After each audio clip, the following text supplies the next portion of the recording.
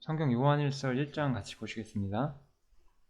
제가 이번에 요한일서를 좀 강의를 전체를 하려고 하는데, 요한일서를 제가 하는 이유는 신앙에서 제일 중요한 문제가 뭐냐면, 결국은 우리 개인이 진짜 그리스도인이냐 아니냐 하는 문제거든요.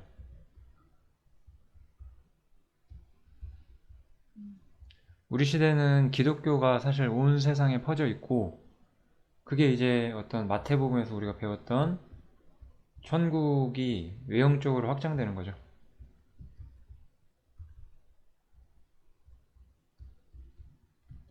이 천국이 외형적으로 확장되는 것과 다르게 이 참 교회에 속한 사람들은 너무 적어요. 이런 부분들을 좀 다루고자 제가 요한일서를 준비를 했고요.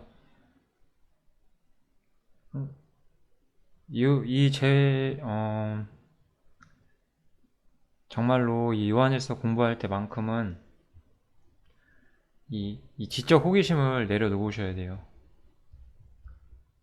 지적 호기심을 내려놓으시고, 그러니까 옳은 것을 추구하고 옳은 것을 행하고 이런 것들을 같이 우리 삶에 가져갈 수 있도록 그런 책이 되면 좋을 것 같습니다. 예, 이게 첫 번째 요한일서 1장 1, 2절이죠. 태초부터 있는 생명의 말씀에 관하여는 우리가 들은 바요, 눈으로 본 바요, 주목하고 우리 손으로 만진 바라. 그리고 이제 2절이 바로 이어져 오는데, 이 영역본에 보면 괄호가 이렇게 돼 있어요. 저 괄호 표시를 해놨죠. 그래서 1절에 대한 보충 설명을 하는 거예요. 이 말의 의도를 정확히 하기 위해서 여기서부터 우리가 시작을 해야 돼요. 제가 기독교인이라 칭하는 사람들을 만나고 그들이 하는 이야기를 들어보면 다들 자신들의 어떤 경험을 통해서 하나님을 만났다라고 이야기를 하거든요. 그런데 이 사도 요한은 태초부터 있는 생명의 말씀에 관해 우리가 들었다, 보았다, 그리고 주목했고 우리가 만졌다라고 이야기를 하죠. 그러니까 예를 들어서 현대의 어떤 기독교인이 나는 주님을 만났어요. 뭐 이러이러한 내 인생에 이러이러한 일들이 있었는데 이럴 때 딱 갑자기 되게 주님이 내 눈에 확 들어왔고 주님에 대해 알게 되었어요. 막 이런 식으로 뭔가 제가 듣기에는 되게 근본도 없는 간증을 하는 거죠. 그런 게 아니라는 거예요. 여기서는 눈으로 보고 주목하고 만졌다는 것이 바로 이 요한이 그랬다는 뜻이거든요. 요한이 어떻게 주님을 눈으로 보고 주목하고 듣고 만질 수가 있었냐. 왜냐면 이 생명이, 태초부터 있던 이 생명이 나타나셨다라는 거죠. 이 나타났다는 건 뭐예요? 우리가 이런 용어들을 전부 다 정확히 볼 줄 알아야 되거든요. 아까 제가 말씀드렸죠? 어떤 기독교인이 주님이 제 앞에 이러이러한 환경과 사건에서 나타나셨어요 라고 이야기를 해요. 그거 거짓말이라는 거예요. 여기서 나타나신 바 되었다는 건 주님이 현현히 하셨다는 뜻이죠. 정말로 이 세상의 모습을 드러내셨다는 거예요. 그러니까 사도 요한은 예수님이 이 땅에 나타나신 걸 정말로 봤잖아요. 그러니까 사도 요한 같은 사람들만이 이렇게 이야기를 할 수가 있는 거예요. 이 생명이 나타나신 바 되었다. 이 생명이 우리 이스라엘 사람들 가운데 나타났다. 그래서 우리가 이 영원한 생명인 예수님을 정말로 보았다. 그리고 그분에 대해 내가 증거하는데, 그래서 너희에게 말하고자 하는 것이 이분이 아버지와 함께 계시다가 우리에게 나타나셨다라고 이야기를 하는 거죠. 원래 하늘의 아버지와 함께 계시다가 이 땅에 정말로 나타나신 바로 예수님을 말한다는 거예요. 그래서 제가 여기서 이렇게 이야기를 해놨어요. 우리는 성경을 정말 유심히 읽어야 돼요. 내가 어떤 좀 독특한 경험을 통해서 내가 그때 하나님을 만났다라고 말하는 것을 그게 정말인지를 잘 생각해 봐야 돼요. 사도 요한은 자신이 주님을 직접적으로 목격했고 그분에게 있던 생명에 대해서 너희에게 전하길 원한다. 이렇게 이야기를 하고 있는 거예요. 그래서 제가 이 사도가 하는 말이 얼마나 중요한 것인지, 그리고 이 생명의 말씀을 우리가 들었고 보았다라고 말하는 것이 무슨 의미인지를 잘 생각해 봐야 돼요. 그러니까 우리가 여기서 우리가 누군지를 생각을 해야 되죠.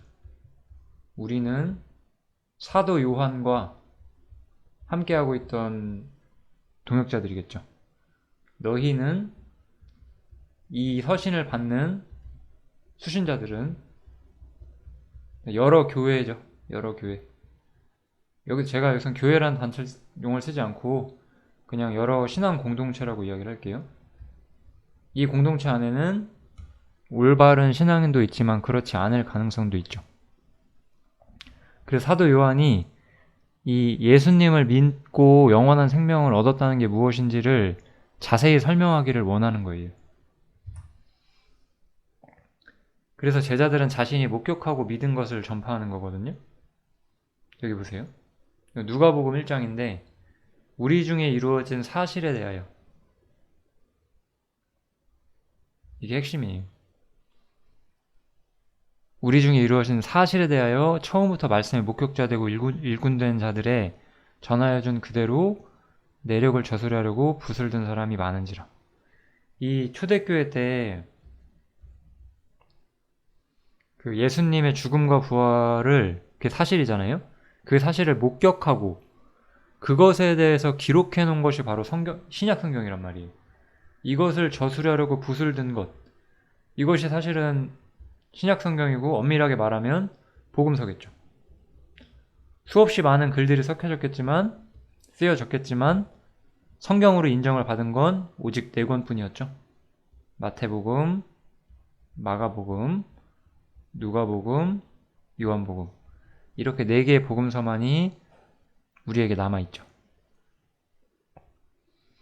또 사도 베드로가 사도행전에 보면 이런 구절이 있죠. 하나님 앞에서 너희 말 듣는 것이 하나님 말씀 듣는 것보다 옳은가 판단하라. 우리는 보고 들은 것을 말하지 아니할 수 없다. 신앙이라고 하는 거는 보고 들은 것을 전하는 거예요. 보고 들은 것을 믿는 거고요. 여기서 보고 들은 것도 바로 예수님의 죽음과 부활이잖아요. 어떤 객관적으로 이루어진 것들을 목격하고 보고 그것이 가진 의미를 믿고 여기서부터 출발하는 것인데, 개인이 느꼈던 어떤 신앙적 체험 이런 걸 중요시하면 안 돼요. 그래서 이렇게 시작한다는 것을 꼭 기억을 해주시면 좋겠습니다.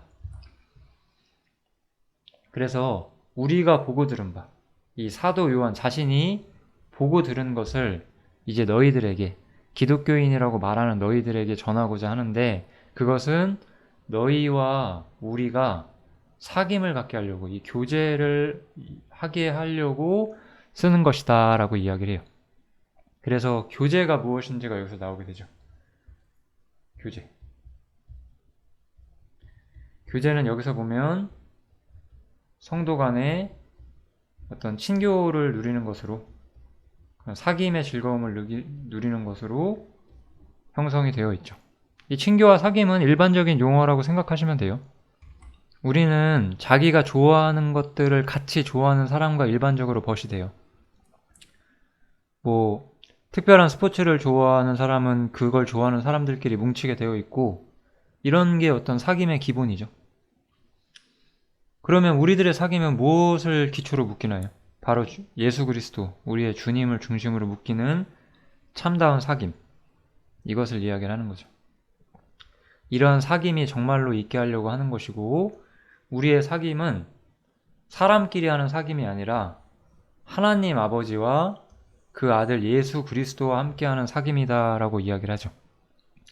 그리고 우리가 이것을 쓰는 것은, 여기서 계속 우리는 우리가 아니에요. 교회가 자꾸 이거를 자신들이라고 하는데 그렇게 쓰면 안 돼요. 우리는 항상 여기서 우리는 사도 요한입니다.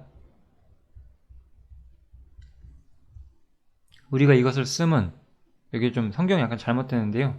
우리가 아니라 너희가 맞아요. 이렇게 우리 개역 한글 성경에는 가끔 이렇게 오류도 조금씩 있어요. 너희의 기쁨이 충만케 하려 함이로라 이렇게 나오죠. 이 서신을 보고 진정한 성도들이 교제와 기쁨을 얻기를 바라서 사도 요한은 이 편지를 쓴다 이렇게 시작을 하는 거예요. 그래서 여기서 요한은 가장 먼저 어떤 이야기를 하느냐, 우리가 저에게서 예수님에게서 듣고 너희에게 전하는 소식이 이것이니 곧 하나님은 빛이시다 라고 하는 거예요. 하나님은 빛이시다. 그에게는 어두움이 조금도 없으시니라 이렇게 이야기를 하죠. 이런 게 엄청나게 중요한 거예요. 제가 이렇게 그동안 전도하면서 별별 사람들 다 만났는데 어떤 사람은 꿈속에서 예수님의 십자가를 안았대요. 이거 어쩌라고요, 그래서. 아무것도 아니에요, 그런 것들은. 뭐 어떤 사람은 또 어떤 그런 인생의 어떤 특별한 고난이나 그런 걸 경험해서 하나님을 그냥 인정하고 믿게 되었대요. 계기는 될 수 있지만 그것은 된 것은 아니에요. 어떤 사람은 기도를 오랫동안 하고 있으면 하나님의 영의 소리가 들린대요. 이 정신병자들이죠, 진짜로. 요한은 자신이 들은 것을 우리에게 전해주는데 예수님께 배운 것, 그것을 전한다고 하는데 첫 번째가 무엇이냐? 하나님은 빛이시라고 전하셨다는 거예요. 우리는 성경을 이렇게 배워야 돼요. 하나님이 어떤 분이신지를 배우고 거기서 우리는 진리를 찾는 거예요. 그래서 이 빛이라는 건 어떤 것이냐? 빛은 어두운 곳에 이렇게 불이 들어오면, 예를 들어 전등이 들어오면 이렇게 방 안에 다 빛이 비치잖아요. 그러면 이 감춰진 것들, 더러운 것들이 드러나게 되죠. 그래서 이 죄악이 이 하나님의 빛 가운데 노출이 되게 돼 있어요. 그래서 하나님을 빛이시라고 말할 때 빛은 굉장히 많은 속성이 있어요. 뭐 인간에게 어떤 가장 필수적으로 필요하고 어떤 뭐 식물에게는 양분이 되고 막 이런 여러 가지 이야기가 있겠지만 우리가 그냥 보편적으로 이해할 수 있는 가장 중요한 개념은 빛은 어두움을 밝혀준다는 거죠. 그래서 어두움이 밝혀지게 되고 감춰져 있던 것, 더럽지만 보이지 않았던 것들이 보이게 되고, 이것은 그래서 모든 악한 것들이, 죄와 악들이 하나님의 빛 가운데 노출된다라고 이야기를 하는 거예요. 하나님을 만난 사람은 이 감각이 있기 마련이에요. 이 감각이 없어요. 근데 자신이 그리스도인이라고 생각을 맨날 하고 살아요. 이해를 못해요, 이거를. 근데도 자신의 신앙에 아무런 문제가 없고 주님을 만날 준비가 되어 있다고 생각을 해요. 하나님은 빛이시기 때문에 항상 내가 숨기는 것들을 비춰요. 그래서 우리는 양심에 어떤 구원받지 않은 사람은 깨달을 수 없는 수많은 것들을 양심에 다 깨닫게 돼 있어요. 자연인들은 우리를 알지 못하지만 우리는 자연인들을 알아요. 그래서 구원받지 않은 사람, 우리도 옛날에 그런 상태였기 때문에 그런 상태인 우리들에게 하나님의 빛이 쏟아져 오고 내 심중에 있는 것들이 아무런 어떤 숨김없이 하나님 앞에 다 떠오른다는 것을 느낀단 말이죠. 이게 사도 요한이 전했던 첫 번째 증거였어요. 그래서 이것을 중심으로 신앙의 진실성과 교제의 본질을 이야기를 하기 시작해요. 이 하나님은 빛이시다라는 주제를 이걸 어떤 커다란 전제로 삼아서, 그래서 사도 요한이 첫 번째로 이제 구체적으로 말하는 첫 번째 사안은 만약에 우리가, 그러니까 여기서 어떤 가정을 하는 거예요. 우리가 만약에 하나님과 사귐이 있다라고 하고, 여기서 이거 새드거든요. 말한다는 거예요. 그 하나님과 사귐이 있다고 말하고 어두운 가운데 행하면 그렇다면 우리는 거짓말을 하는 것이다 라고 이야기를 하죠. 진리를 행하지 아니하는 것이다 라고 말을 하는 거예요. 즉 어두운 가운데 행한다는 건 뭘까요? 어두운 가운데 행한다는 것은 이 하나님의 거룩한 빛을 인식하지 못하고 사는 거예요. 모르는 거예요. 이것에 대해서. 이런 사람들은 거짓말을 하고 진리를 행하지 않고 있다라고 말하는 거예요. 지금 사도 요한은 어떤 비유와 어떤 가정을 사용하는데 만약에 그러니까 사도 요한이 내가 하나님과 교제를 내가 한다고 말하는데 내가 실제로 어두움 가운데 산다면 나는 거짓말쟁이다 이렇게 말을 하는 거예요. 사도 요한이.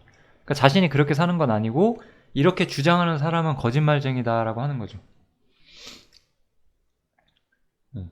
이해되시죠? 그래서 하나님이 빛이시다는 것을 시작으로 해서 우리의 신앙이 시작돼요. 우린 여기서 하나님이 빛이시라는 것을 알게 되고요. 나의 마음속이 있잖아요. 이렇게 내 마음속 모든 게 있잖아요. 하나님은 그거 다 들여다봐요. 근데 구원받지 않은 사람들은 이걸 잘 몰라요. 우리는 항상 마음속에 많은 악한 생각들을 하거든요. 그게 하나님 앞에 다 감찰이 돼요. 그리고 나 자신도 그걸 알고. 그리고 모르는 부분은 점점 속속들이 배워가게 된단 말이에요. 그런데 이것을 몰라요. 그러니까 그 하나님의 어떤 빛을 전혀 인식하지 않고 그냥 일반적인 선을 추구하면서 뭐 어쨌든 입으로라도 기독교를 시인하는 사람이니까 막 살진 않겠죠. 일반적인 어떤 선행을 추구하면서 그냥 그냥 평범하게 살아갈 수도 있는 거죠. 그런데 정말 마음속에 빛이 이렇게 뿜어져 들어오는 사람들은 알아요. 하나님이 나의 모든 것을 항상 들여다본다는 거. 내 마음속에 아주 작은 악조차 하나님은 하나도 빠짐없이 다 살피신다는 거. 내가 심중에 악한 생각을 하는 거 하나님은 다 살피신다는 거를 알아요. 그래서 어떤 사람이 사귄다고 하면서 어둠 가운데 행한다면은 그 사람은 거짓말을 하고 진리를 행치 않는다. 즉 이러한 사람은 진짜 거듭난 그리스도인이 아니라는 거죠. 가짜예요, 가짜. 이렇게 이야기를 하는 거예요, 지금. 이해되시죠? 빛이라는 게 무엇인지, 그게 우리에게 무슨 의미가 있는지. 그래서 빛 가운데 계신 주님을 제가 두 번째 주제로 이야기를 했는데, 저가 빛 가운데 계신 것 같이 우리도 빛 가운데 행하면, 여기선 제가 좀 재밌는 이야기를 먼저 하고 싶은데요. 아까 이 거짓말하는 사람들은 자신이 하나님과 사귐이 있다라고 말을 한대요. 하나님과 사귐이 있다고. 그랬다가 어둠 가운데 행함으로써 그것이 거짓말인지를 드러낸대요. 그런데 여기서는 어떻게 이야기를 하냐면 우리가 빛 가운데 행한다면 우리가 서로 사귐이 있다. 이번엔 다르게 이야기를 하죠. 우리 자신이 하나님과 사귐이 있다라고 말하지 않고 우리가 형제들과 사귐이 있다라고 말을 하는 거예요. 어떻게 하면? 우리가 빛 가운데 행한다면. 아까 어둠 가운데 행하는 것, 하나님을 모르고 하나님의 어떤 거룩한 빛을 느끼지 못하는 채로 살았을 때는 알지 못했던 그것들을 우리가 알고 나서 그 빛 가운데서 행할 때 우리에게는 서로 사귐이 있고 그 아들 예수의 피가 우리를 모든 죄에서 깨끗하게 하신다. 이렇게 이야기를 하는 거죠. 그래서 빛 가운데 행한다는 것은 주님의 그 완전한 광채가 그 거룩한 빛이 우리의 삶을 감찰하고 우리의 어두운 것들을 드러내는 것을 이야기를 하는 거예요. 그래서 제가 여기서 조금 덧붙여서 말씀드리고 싶은 건데, 솔로몬이 이런 말을 해요. 여호와께서 캄캄한 데 계시겠다 말씀하셨사오나, 우리 구약 때 보면, 구약 때는 이 성막에, 이 성소에 하나님이 계시다고 했잖아요. 근데 이 성소가 빛이 없어요. 어둡단 말이에요, 여기가. 이건 하나님이 이것은 제가 좀 이 얘기를 좀 하고 싶은데, 하나님은 빛이시고, 하나님의 빛이시라는 건 하나님 자신의 속성이잖아요.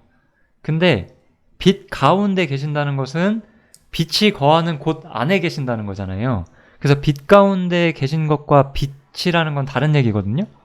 그래서 빛이라고 하는 건 아까 하나님의 거룩한 속성 자체에 대해서, 그리고 그 거룩한 속성에서 우리 자신을 비추는 데에서 이야기를 한 거라고 한다면, 이 빛 가운데 행한다는 것은 이 주님의 광채가 거하는 곳 안에서 우리가 행한다는 뜻이에요.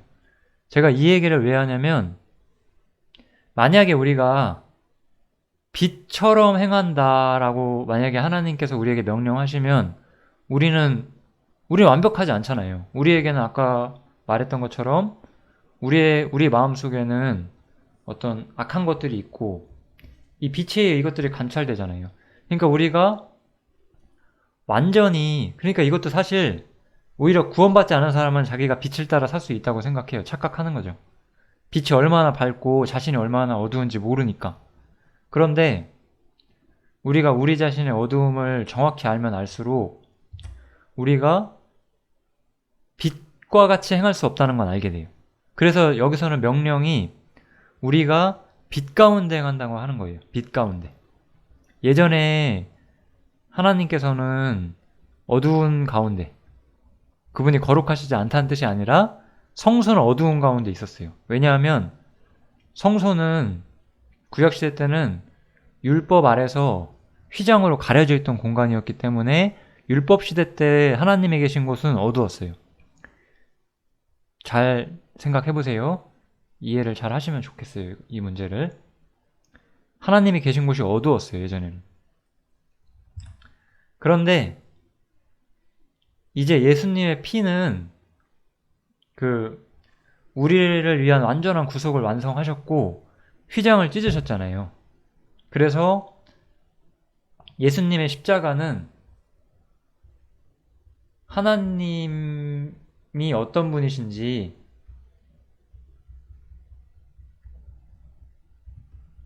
이것을 완전히 드러내게 되는 계기가 바로 예수 그리스도의 십자가인 거예요.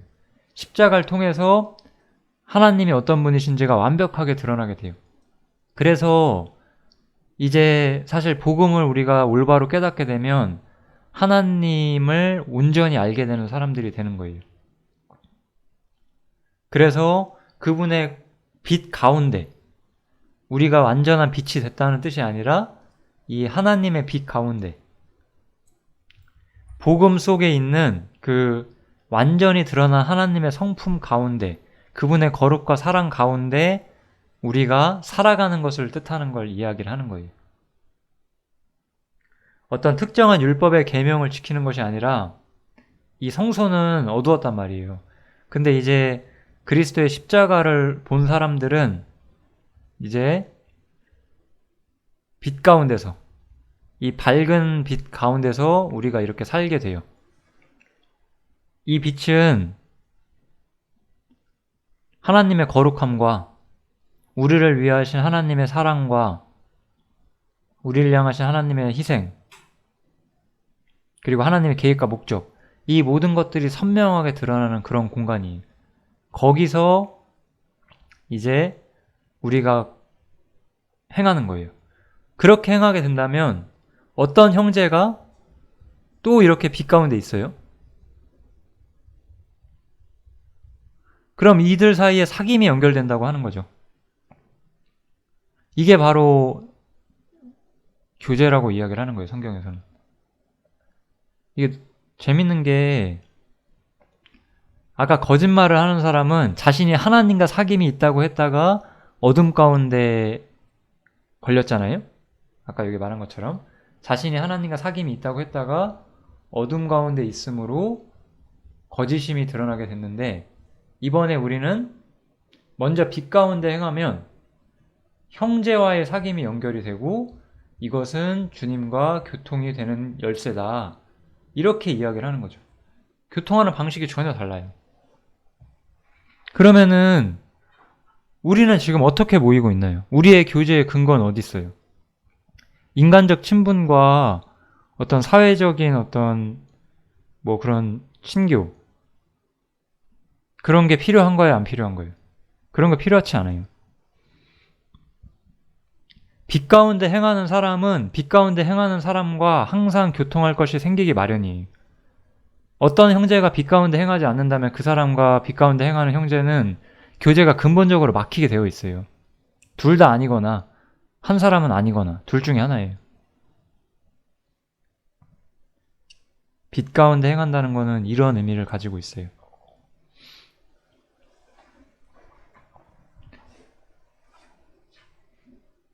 요한복음에 보면 그 빌립이었죠. 하나님을 보여주십시오라고 예수님께 말을 해요. 그럼 나를 본 자는 하나님을 보았거늘 어찌 하나님을 보이라 하느냐, 이렇게 예수님이 답하실 때가 있어요. 우리가 이 상태에 있다는 것, 십자가를 통해서 자신이 하나님의 완전한 빛 가운데 산다는 것을 이해하게 된다면은 그 말씀을 아마 아시게 될 거예요. 하나님의 거룩한 속성이 우리를 비추고, 우리가 완전치 않지만, 우리가 완전하게 빛같이 산다는 뜻은 아니지만 그 빛 가운데서 나 자신을 살피고 하나님의 은혜 가운데에 항상 나에 대한 호의를 느끼면서 우리가 살 때, 그때 우리는 그러한 교제 안에서 교통함도 가질 수가 있죠. 그래서 하나님이 완전히 드러나는 모습을 제가 조금 써놓은 건데요.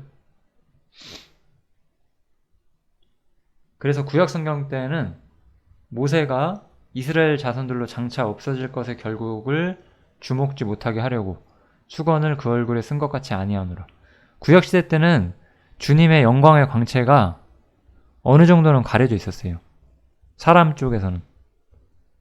왜냐하면 죄와 율법에 대한 어떤 하나님의 완전한 해결책이 나타나지 않았거든요.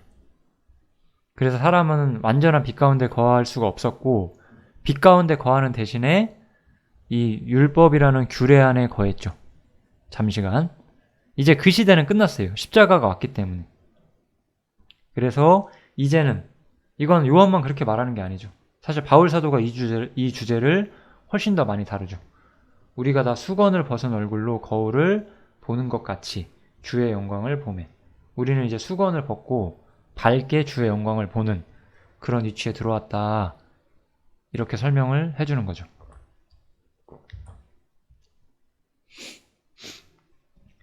그리고 어둠 가운데 행한다는 말에 대해서 약간 보충을 하자면, 너희 중에 여호와를 경외하며 그 종의 목소리를 청종하는 자가 누구뇨? 흑암 중에 행하여 빛이 없는 자라도 여호와의 이름을 의뢰하며 자기 하나님께 의지할지어다.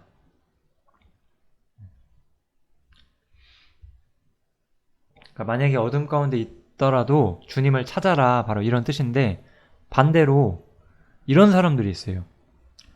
불을 피우고 횃불을 둘러 띈 자여, 너희가 다 너희의 불꽃 가운데로 들어가며 너희의 피운 횃불 가운데로 들어갈지어다. 제가 오늘 지금 계속해서 말씀드리고 싶은 주제는 올바른 진리가 아니라 어설프게 기독교 세계 안에 들어와서 자신이 진짜 신자인 양 착각하는 사람들이 너무나 많다라는 거예요. 이 사람들은 우리가 이렇게 사람이 거할 때 이 하나님의 빛이 나를 비추고 그때 우리는 환해지거든요. 모든 게 환해져요. 인생은 사실 이런 부분에서 답이 없죠. 그래서 인생은 어떤 점에서 어두움 가운데 갇혀있기 마련이거든요. 어두움 가운데 인생이 있는데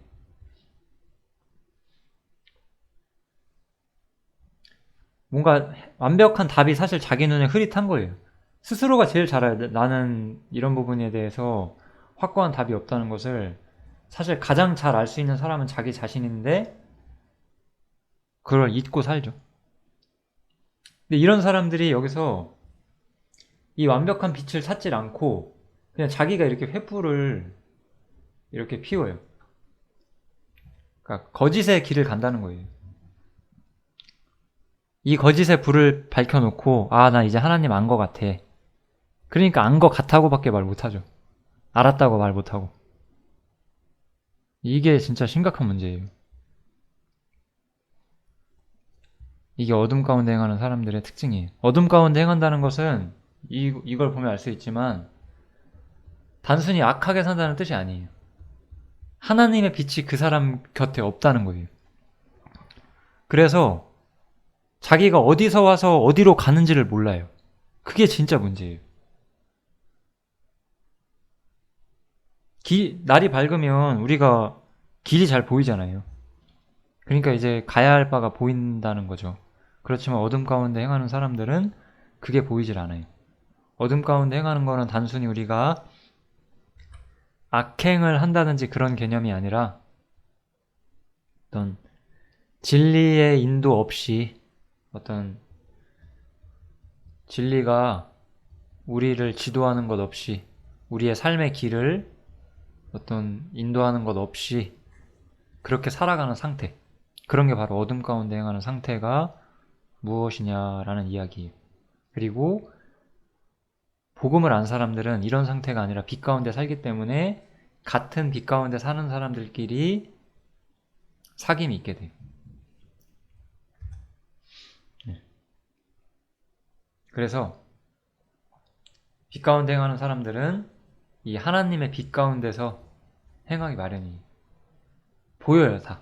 하나님이 나를 밝게 비춰줘요. 내가 빛이 된다는 이런 생각하시면 안 돼요. 내가 있는 곳을 비춰준다는 거예요. 나 자신을 비춰주고. 그래서 이것은 우리 안에 있는 것을 밝히고 우리의 삶과 우리의 나아가는 바를 밝혀줘요.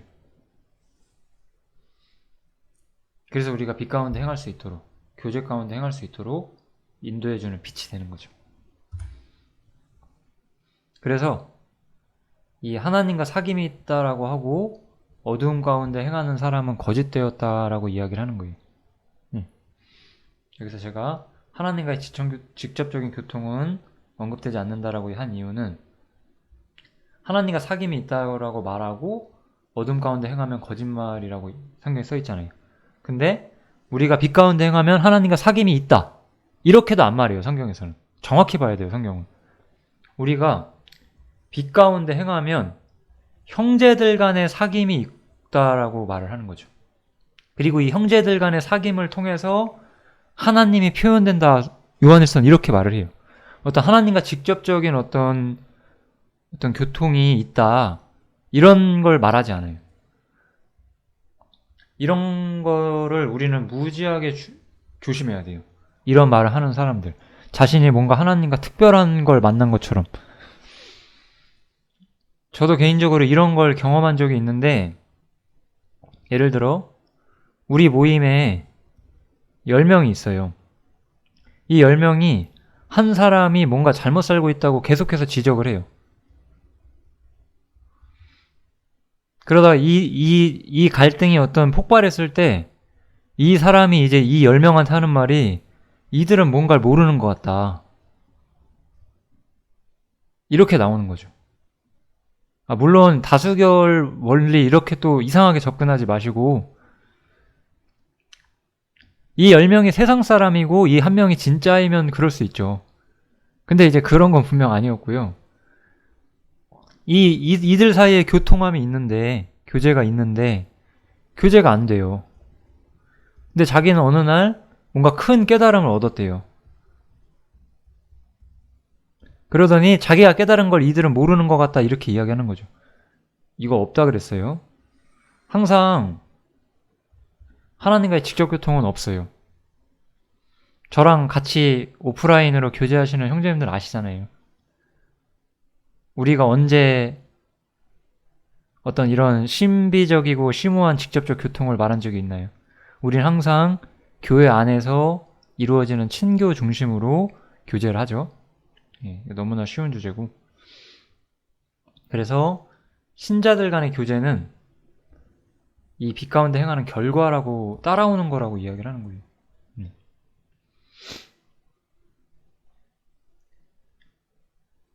이거를 들으시는 형제님들 혹은 그리스도인이라고 칭하시는 모든 분들은 이걸 아셔야 돼요.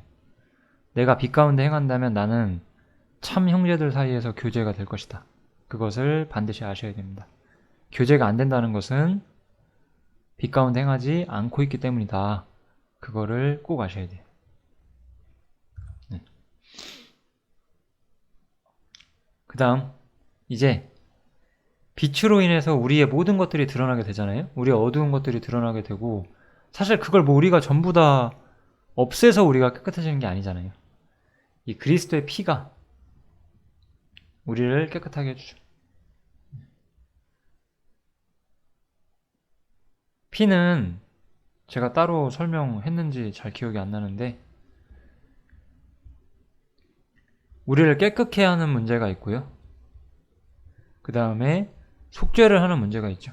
이 두 가지가 다 언급이 되고 있어요. 여기서는 특별히 하나님과 사귐을 가지려면 깨끗해 돼야 돼요. 이 문제를 좀 더 강조해서 다루고 있다라고만 생각을 해주시면 될 것 같고요. 여기서는 먼저는 우리가 반복적인 속죄가 필요하다라는 개념보다는 예수의 피가 우리를 깨끗하게 해서 우리가 교제가 될 수 있다라는 이야기를 좀 하고 있죠. 그래서 성경에서는 또 이 한 번의 영원한 제사를 한번 계속 이야기를 해주죠. 이 부분은 이제 좀 약간 속죄인데 저희가 피가 우리를 속죄하는 측면과 우리를 깨끗게 하는 두 가지 측면이 있기 때문에 두 개 다 단번에 일시에 되었다는 것, 완전히 해결된 문제라는 것을 좀 보여드리려고 이 구절을 좀 같이 참고하라고 넣어놨고요.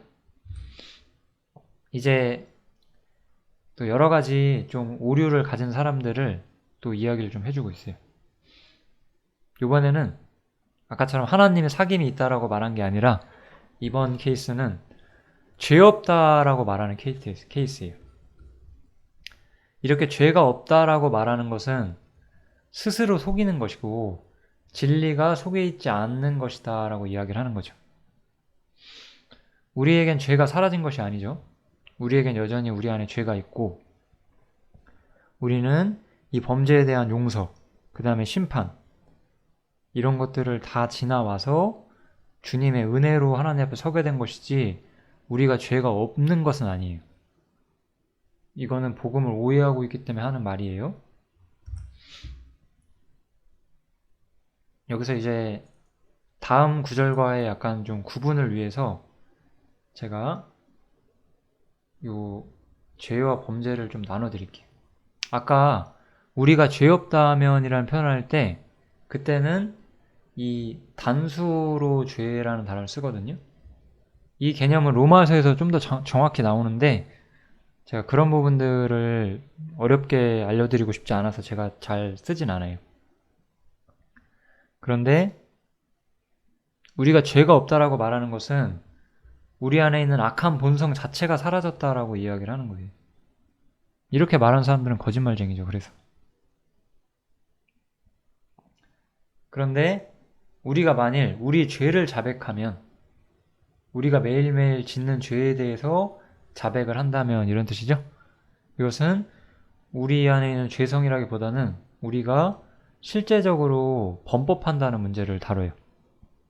그래서 우리는 항상 요한은 첫 번째 질문이 나왔을 때 그 질문에 대한 답을 약간 좀 탁월한 방식으로 제시를 하는데 딱 반대로만 말하는 게 아니라 조금 더 나아가서 말하잖아요. 어떤 사람은 우리 안에 죄가 없다라고 했어요. 어떤 사람은 우리 안에 죄가 없다. 이건 거짓말이죠. 그러면서 우리가 이렇게 실제적으로 행하는 범죄를 자백하면, 이건 참 이 사람의 어떤 말하는 방식의 탁월함인데, 우리가 범죄한다는 것은 우리 안에 죄가 있기 때문인 거잖아요, 사실은. 이 타락한 인간의 안에는 본성적으로 죄가 있기 마련이고, 이 죄로 인해서 우리는 실제적으로 범죄를 저지르잖아요. 그러니까 이렇게 우리가 범죄를 저지른다는 것에는 우리 안에 죄가 있다라는 것이 이미 포함되어 있어요. 그래서 사도 요한은 이렇게 말을 하면서, 우리가 우리 죄를 자백한다면, 예수님이시죠? 예수님이 미쁘시고, 이거는 어떤 신실하심을 뜻하는 단어고, 의로우시기 때문에 우리의 죄를 용서하실 것이고, 우리의 지은 죄를 용서하실 것이고, 모든 불의에서 우리를 깨끗하게 하실 것이다. 네. 이어서 설명할게요.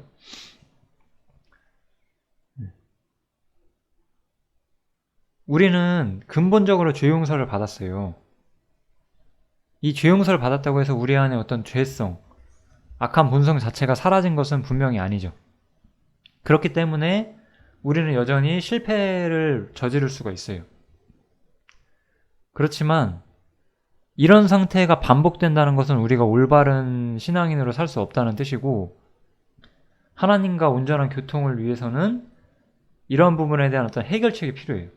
그것이 바로 자백이죠. 자백. 반성은 당연한 것이고요. 그래서 여기 그 자백이라는 단어가 나오잖아요. 이 단어는 회개랑은 좀 달라요. 이것도 오해하시면 안 돼요. 기본적으로 다른 단어를 사용하고 있고요. 이 회개라고 하는 것은 우리 가치관이 전향되는 거예요. 내가 하나님 없이 무언가를 내 맘대로 살면서 무언가를 추구하고 살다가, 내가 잘못 살았구나, 그동안. 이제 하나님께 돌아가야 되겠다. 이것을 말하는 것이 회개예요. 이거는 회개하고 주님 안에 사는 사람들이 주님 앞에서 올바른 삶이라는 게 있잖아요. 이것을 실행하는데 우리가 사실 실패를 하거든요. 이 실패에 대해서 매일매일 우리 자신의 부족함을 고백하고 그런 것들을 고치려고 하는 그러한 어떤 모습들, 그것이 자백이에요. 그래서 우리가 매일매일 자백하는 것이 필요하다라고 성경은 이야기를 하는 거죠. 여기서 회개란 단어를 쓰지 않고 아예 다른 단어를 쓰고 있기 때문에 우리도 다른 개념이라고 이해해 주시면 돼요. 이런 것도 되게 생각 잘못하시는 분들 많죠. 매일 회개기도 해야 된다. 그러니까 자백을 하는 기도라면 상관이 없어요, 그것이. 근데 이제 정말 그런 거를 잘 구분이 돼 있냐, 안 그러시는 분들 엄청 많죠. 잘 구분돼 있어야 돼요. 네. 다시 한번 제가 써놨는데, 우리가 우리 죄를 자백한다면 우리 죄를 사하시며 모든 불의에서 우리를 깨끗하게 하실 것이요. 그럼 여기서 우리 죄를 사하시고 모든 불의에서 우리를 깨끗하게 하는 것은 단 한 번에 있던 영원한 문제가 아니라 매일 적용되는 문제겠죠. 그죠? 이것은 마치 부모와 자식 간의 관계처럼 생각하면 돼요. 자식이 잘못한 게 있으면 자식을 훈계하고 채찍질하고, 그래도 그 자식을 사랑으로 용서하고 또 같이 살아가고, 이런 일이 있잖아요. 이것이 바로 우리 안에 있는 사귐의 방식이라는 거죠. 이게 하나님과 우리의 어떤 관계예요. 하나님이 우리를 가르치는 것이 없어요. 이 빛 가운데 살지 않는 사람들은. 하나님께 자기 삶을 통제를 안 받아요. 그러면서도 만약에 어떤 아이가 이 아이를 통제하는 어른이 없어요. 엄밀하게 말하면 부모죠. 부모가 없는 아이는 통제를 벗어나 있어요. 자기 맘대로 사는 거죠.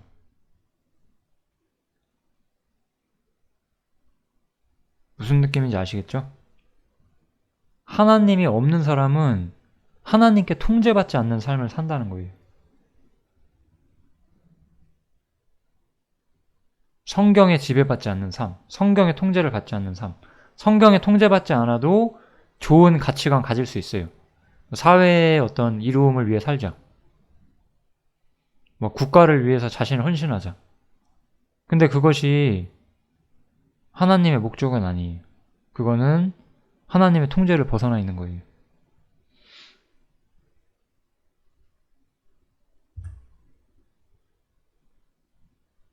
마지막으로 이제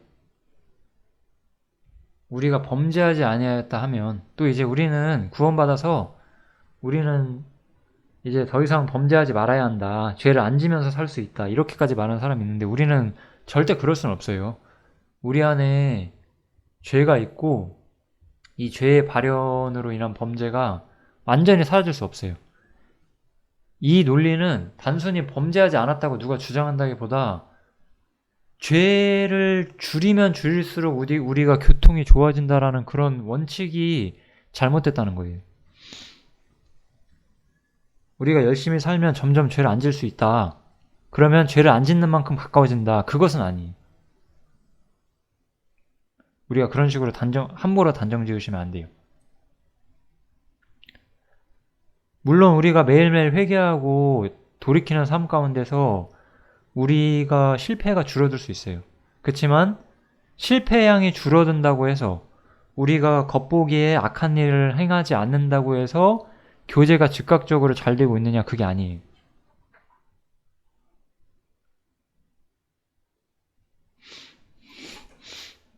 이것도 부모와 자식 간의 관계로 생각해 보세요. 어떤 자식이 부모님께 매맞지 않으려고 딱딱딱 시킨 건 잘해놔요. 그렇지만 가깝지 않을 수도 있거든요. 이거는 그냥 매맞고 싶지 않기 때문에, 훈계를 듣고 싶지 않기 때문에 후딱 해버리는 것이지 진짜 어떤 교제를 위한 게 아닐 수도 있어요. 그래서 단지 잘못을 안 한다고 교제가 된다라는 주장도 사실 하나님의 생각에서는 굉장히 먼 생각이고, 그리고 사실 이거를 오해하시는 분들이 많아요. 이렇게 생각하시는 분들이 많아요. 왜? 율법적인 그리스도인이기 때문에 그런 거예요. 우리가 율법적인 그리스도인이 되게 되면 범죄치 않으면 교제가 잘 된다라고 착각을 하게 되죠. 그것은 좀 달라요. 통제를 받아야 돼요. 하나님께. 빛 가운데 거하는 삶이 되어야 돼요. 실패가 있을지라도 빛 가운데 거하는 사람은 교통이 있기 마련이에요.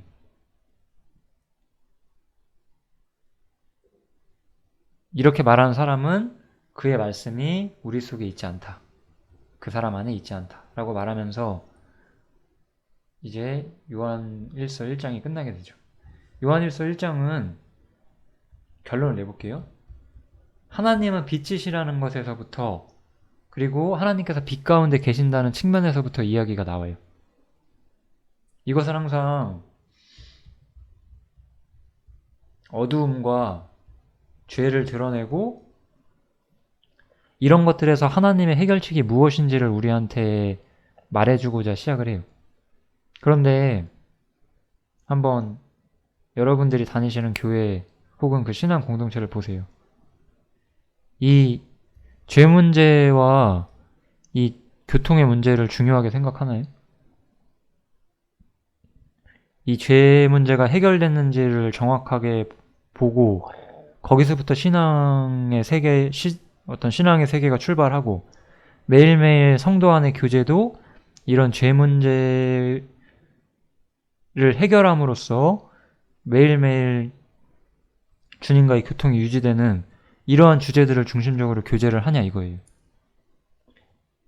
이 죄 문제를 경히 여기는 이런 신앙 공동체들, 교회라고 말할 수도 없는 그런 단체들은 이미 근본이 무너져 있어요. 이건 교회가 아니에요.